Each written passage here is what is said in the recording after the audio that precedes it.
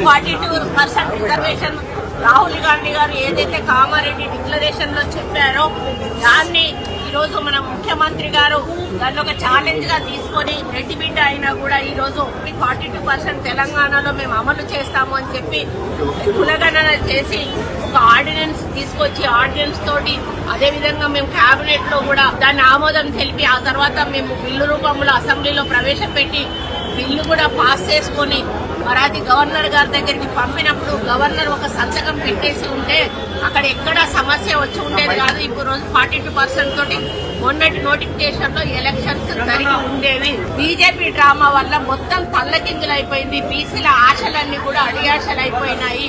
మరి వాళ్ళు అసెంబ్లీలో మద్దతు చెప్పారు, బయటికి పోయినాక తోక జాడిచ్చారు.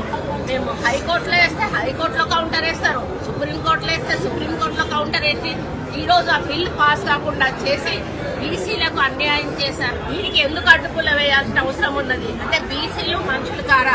బీసీల సంఖ్యకు వాళ్ళకు న్యాయం జరగొద్దా? సంఖ్యాపరంగా మాకు రావాల్సిన న్యాయం మాకు ఎందుకు రాకూడదు అని మన ముఖ్యమంత్రి గారు ఆయన ఫార్వర్డ్ కాస్ట్ అయినా కూడా ఆయన ఎంతో అభిమానంతో ప్రేమతోటి రాహుల్ గాంధీ గారి మీద ఉన్న గౌరవంతో కాంగ్రెస్ పార్టీ ఇచ్చినటువంటి ఒక డిసిషన్ తోటి ఆయన ముందుకు వెళ్ళినప్పుడు ఈరోజు మొత్తంగా ఈ యొక్క బీజేపీ బీఆర్ఎస్ ప్రభుత్వాలు దీన్ని అడ్డుపడి అమలు కాకుండా చేసినటువంటి ఘనత వాళ్ళకు దక్కుతుంది.